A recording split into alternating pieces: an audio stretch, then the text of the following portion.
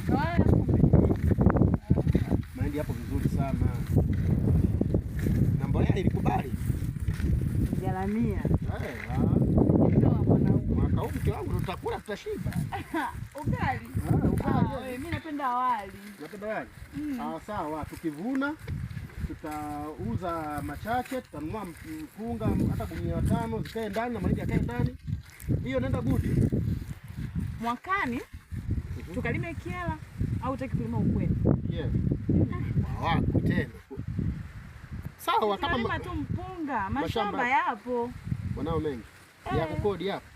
Mimi nina mashamba kule. Wewe unayo? Nianje babangu Ulisi.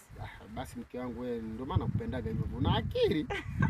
Sasa kwa hiyo mwakani tupange kwa tuandae mbolea nini, dawa, tukalime, sio? Ndio. Sawa, na shamba letu tumeona hili hapa tutalima mahindi tena mwakani.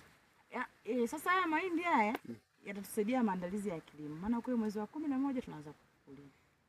Wewe una akili. Nafikiri tukikata miaka 3 tunajenga na kununua gari. Gorofa bwana. Gorofa. Gorofa. Sawa, sijali my wife.